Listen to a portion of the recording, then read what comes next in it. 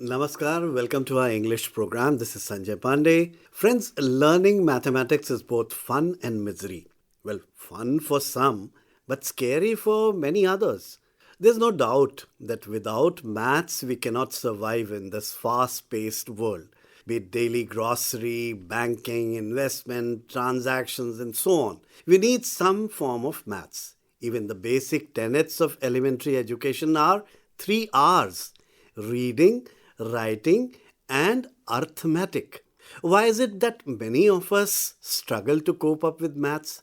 But there are many who feel that studying maths is a matter of joy and fun. Today, we have in our studios a person who teaches maths and physics in a reputed educational institution of Lucknow. She is Mrs. Anushi Dwivedi. Welcome, Namaskar, Anushi ji. Namaskar, sir. Before we dwell on maths, let's talk about your life, where it all began, and how you became fascinated with maths. Okay, thank you for calling me today. I'm so happy to be here with you today. As you asked about maths is not something which you fall in love just one fine day. It is like a gradual process from the beginning, like from the school days only. I was always fascinated with maths, and I owe a lot of it to my maths teacher in school, Mrs. Rangan. She recently passed away. Where was this? I studied in Carmel Convent here in Lucknow only. Yes, I've been. You began your studies in Lucknow Yeah, only. in Lucknow only. Okay. And I always was good student, I can say, and more inclination towards maths. Like bio was something which I did not like much because I'm not good at drawing diagrams. Well, yes, you were talking about maths, and your teacher was Yeah. instrumental in. Yeah, my teacher was instrumental. So if you have a good maths teacher, I think that also like ignites a passion for a subject in you. So I do owe my love for maths and physics to my teacher. Physics also. You developed Yeah. the same passion Yeah, for physics. because I also. had the same teacher. The same teacher taught both maths and physics. So maybe I don't know. And so you- these became my two favorite subjects. And you are also teaching both maths and physics. So that's another story, like I am a teacher by default. Default. Okay. How is it so? I never wanted to be a teacher as such because, like, after my graduation with physics, chemistry, and mathematics, I joined physics, MSc physics. But then, due to some reason, and in that time, biochemistry used to be like The upcoming, yes. upcoming subject, and there was a lot of craze. Very few seats in the university. Only 16, 17 seats we had some. So I got admission there. So I thought it was a good thing. But later on, when I joined the classes, I realized that I was the only person with this background, maths, physics, and chemistry over there. The rest of the people were all from bio background. So like after every class, the professors would ask me, point out to me, Anushi, have you understood? Because if I had understood all that metabolics and RNA, DNA, whatever, then that means everyone else had understood. So you took up biochemistry just for the sake of career, because that was a New thing that was coming up, and then like at that time my would-be husband also pushed me into that. My father also said it's a good thing. So sometimes you get influenced by people around you, and then you take up something. And then I did MSc in biochemistry. I took up research also, everything. But later on, that thing for maths and physics never went away. It helped me in one or two subjects during my MSc also. And ultimately, destiny. yes, destiny had it. And with the turmoils in the life that keep happening, ups and downs. So I couldn't complete my research. Then I couldn't cope up with that because of some certain family issues. I had twins. So bringing up the children wasn't happening well.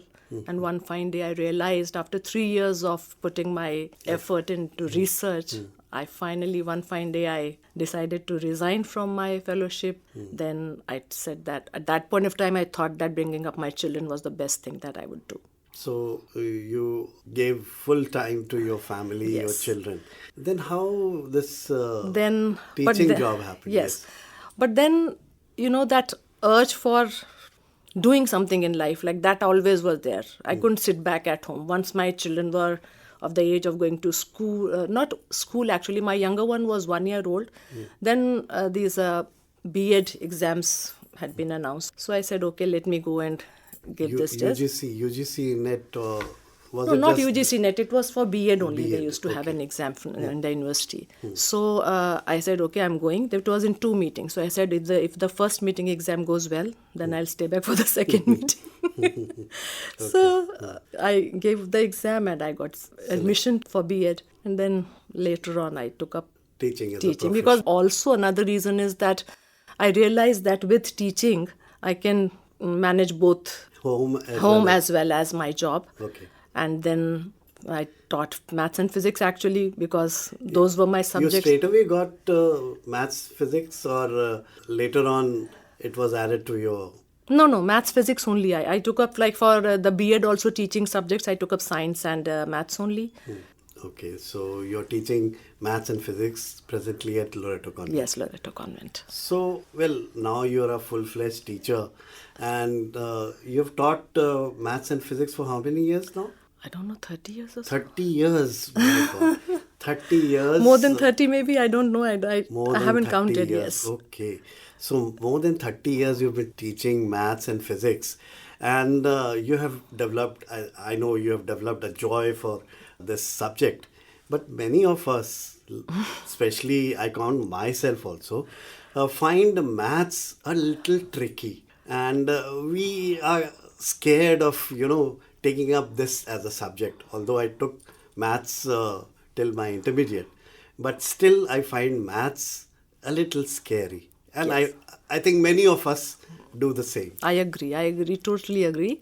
Not only you, because I see that every day. Many of my students are also very scared of maths. And so they keep telling me that they don't like math. But as long as studying maths is concerned, see, what I think is that it is not always necessary that you get all the right answers.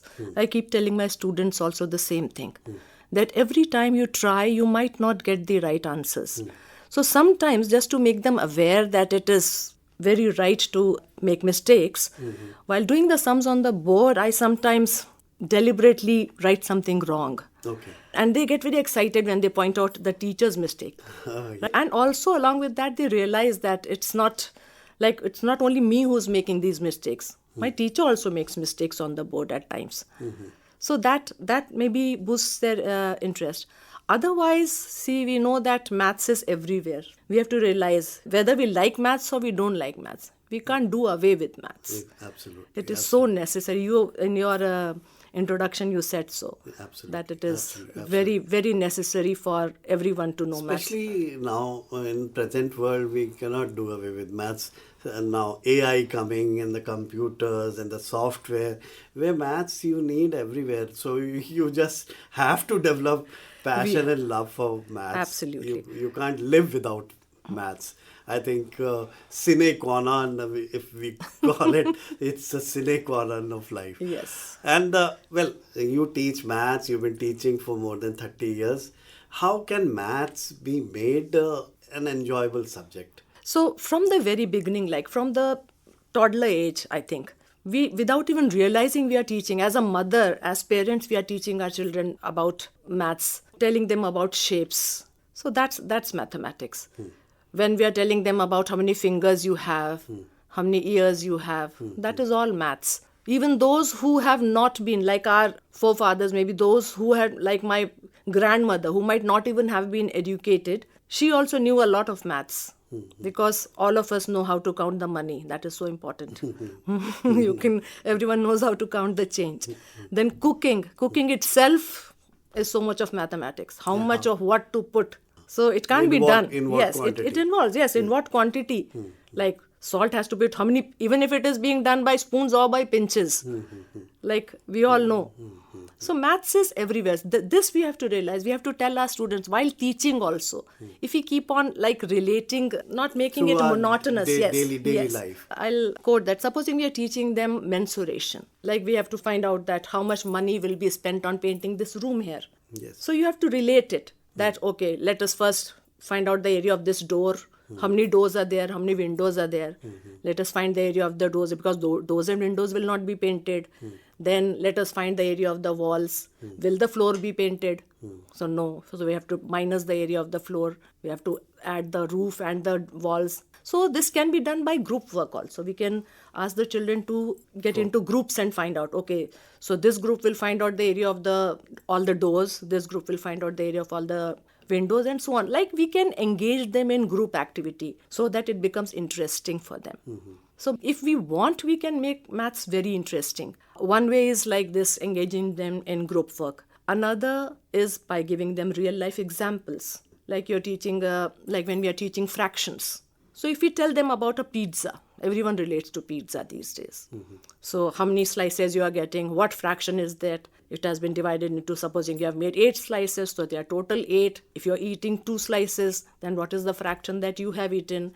The other one is getting 3 slices. So this way we can teach them fractions. So what I mean to say is, if we keep on relating them with the everyday things around them, then we can make it interesting. Another way is that, like, maths teachers are supposed to be like very strict teachers with a very stern face. So sometimes we have to put in some humor also. Like, you can't make that strict face all the time and then teach the students. I remember during the parent-teachers meeting, we were always scared to go to the maths teacher. Yeah. It so happens that more than maths, sometimes the children become more scared of the maths teacher. Yeah. So that is also happening. So you have to instill some humor in your way of teaching. That also is very important. And then nowadays technology is so advanced. All schools basically have those smart boards where we can show them YouTube videos also. We can bring technology also into that when they picture everything in front of them, then also learning becomes fun for them, because today's students are all tech savvy. When we get stuck somewhere, we have to ask them to help us. True. Yeah. Very true. So that can be done. And then games and puzzles. Shall I ask you something? Okay. I don't think I'll be able to answer. No, I'm not asking you a maths question. I'm putting my hands up. No, Yeah. I'm just going to tell you how we can make maths interesting. Okay, right. So think of a number, double it, Okay. then add 4 to it. Okay. I think listeners also are doing the same. Yeah, my listeners can also do the same. Yeah. So what did we do? I asked you to think of a number, Yeah. double the number, Doubled it. add 4 to it, Added 4. then halve it. Yeah. Divided by 2. Right? You get the same number. No, you divide it by 2. Okay. And then subtract the original number which you have thought from it. So you're left with 2. Yes. Absolutely? Yes, absolutely. So You're a magician also. no, this is not magic. I can do the same trick, but this time I will ask you to add a different number. Acha, okay. So now again think of a number, then again double it. Doubled it. Now this time don't add 4, add 10. Okay. Then halve it, then subtract the original number from it. Now you have 5. Yes, it is 5. So this is no magic. I am think actually trying to teach you linear equations, where the number that you thought of is x. So I made the equation 2x plus 4 upon 2 is equal to 2. Right. And then you solve it and you get x. But here I did it the other way around. So this is how we can make maths interesting also for children. That's so interesting. I think listeners also must have found this very interesting. So I think we are running short of time, but we found it very interesting, and how you explain to our listeners that learning maths can be both fun and joy. Thank you, Anushri Dwivedi ji. Thank you, sir. Thank you, Sanjay sir, for calling me. That would be all in today's English program. This is Sanjay Pandey signing off. Namaskar. Good night.